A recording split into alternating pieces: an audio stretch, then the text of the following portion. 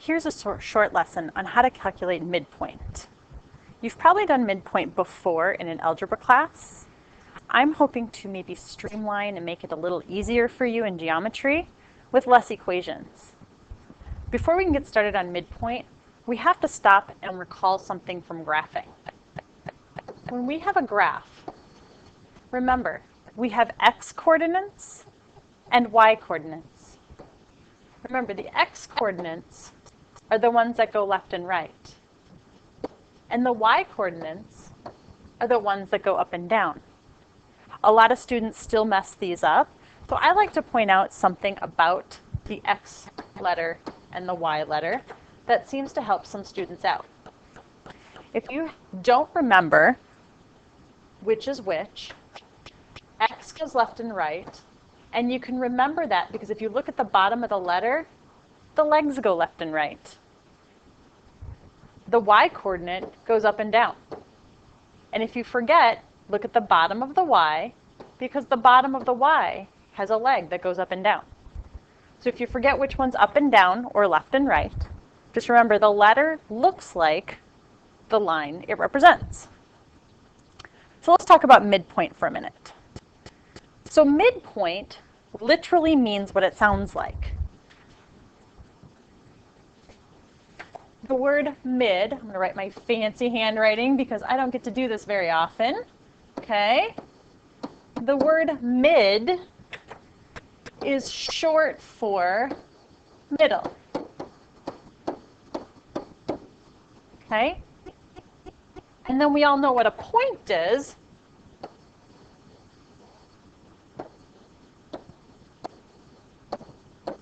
Okay? A point is a location. So a midpoint is literally the middle location of something. We're going to start by talking about line segments. We're going to find the middle location of a line segment. Now, instead of teaching you the big, fancy, complex equation that can come along with this, I kind of want to break it down and show you what's happening. And the best way to do that is to start by looking at things graphically, okay? So this problem right here says, when a graph is provided, a midpoint can be found graphically or without calculating. Find the midpoint between -5, 3, and just so you guys know, remember, these are always the x values, right?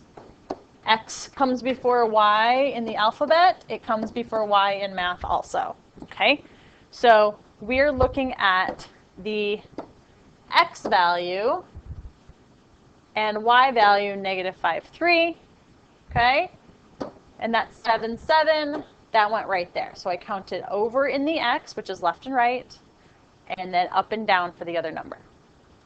And I need to find the midpoint of the line. Let's make that a really cool, I don't know, blue. I need to find the midpoint between those two locations. So the middle of that blue line. So we're going to find out that in geometry, triangles can always be our friend. And let me show you what I mean. So if we were to turn this diagonal line and use the grids and turn it into a triangle, I'm going to highlight the x numbers here in green. So that is my x distance. And if I were to take those two numbers in yellow up there, the -5 and the 7, if I were to count on a number line from -5, go past 0 and go all the way to 7, okay? If I start counting -4, -3, -2, -1, and so on, all the way up to 7, that is a distance of 12. Look at the green line. It's 1, 2, 3, 4, 5, 6, 7, 8, 9, 10, 11, 12 boxes long. Okay, that's not a coincidence because the distance for the x going from -5 to +7 is 12 spaces. I'm going to also do the same thing, switch colors here, maybe do purple. There's my y direction. Now my y numbers up here, I will give them blue dots, are 3 and 7. So if I were to have another number line and I'm supposed to count from 3 to 7, well, it'd be 4, 5, 6, 7. So it's 1, 2, 3, 4 spaces. Well, if I look at my graph, let me write that down. If I look at my graph and count boxes, 1, 2, 3, 4 spaces. This is going to be really helpful to us because really to find the middle or midpoint, all I need to do is find the middle of my x and the middle of my y. And that gives me my location.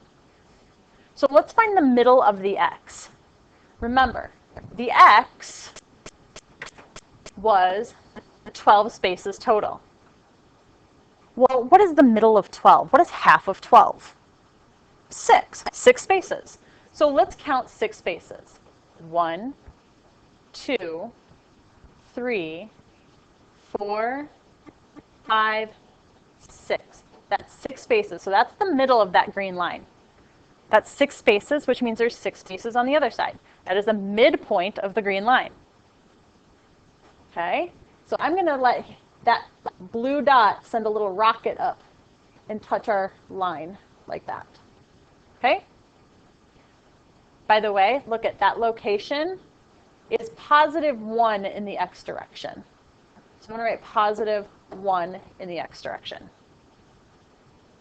Let's do the same for the y. Okay? The y had a distance of 4. What is the midpoint or the halfway point of 4?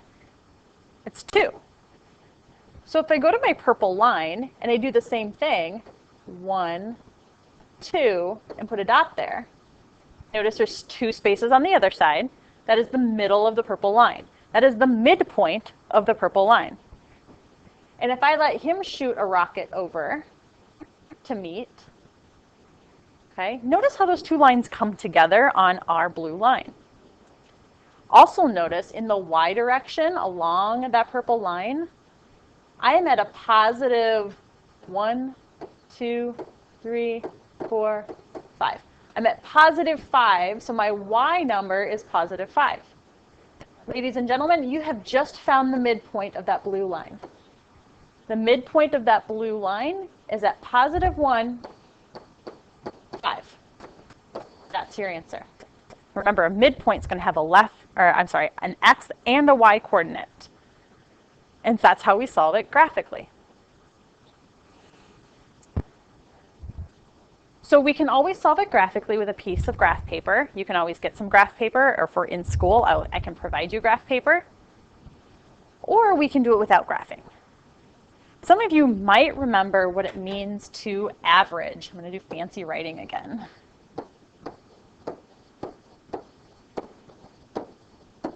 Average means to find the average or the half of something, okay? So for instance, when you find average, you add all your things together, and then you divide by the number of things. Okay? So really, to find the midpoint, what we're doing is we're finding the average x number, or the middle of the x number. Okay? So we can do this mathematically. Let me get a highlighter so we can kind of see what we're doing here. So my x's are 3 and negative 1. So my x number, if I'm going to find the average of 3 and negative 1, I'm going to have 3 plus a negative 1. Well, how many numbers did I use? 2 numbers. I had 2 things. So at the top, I add the things. On the bottom, I write the number of things I had. I had 2 things. I had 2 numbers. 3 plus a negative 1 is a positive 2. I still have a positive 2 on the bottom. And 2 over 2 is 1. Okay? That is, these were x numbers. So that is the x value for my midpoint. Let's do it again for the y. Y's are 5 and 7. So remember, to average, I'm going to add my things and divide by the number of things I had, which was 2 numbers. 5 plus 7 is 12. Over 2 is 6. And this is the y value. Sorry, I forgot y's up there. That is the y value of my midpoint. So if I were to get a piece of graph paper and I was to graph 5, 3, or I'm sorry, 3, 5 and negative 1, 7, they would come together at, dun, dun, dun, my midpoint is 1, 6. Okay? So there's a formula that if you want to use the formula and you know the formula, feel free to use the formula. I suggest either using the graphing method or finding the averages method. As always, if you have any questions about any of this, ask your teacher for clarification, and we'd be happy to go over some more examples with you.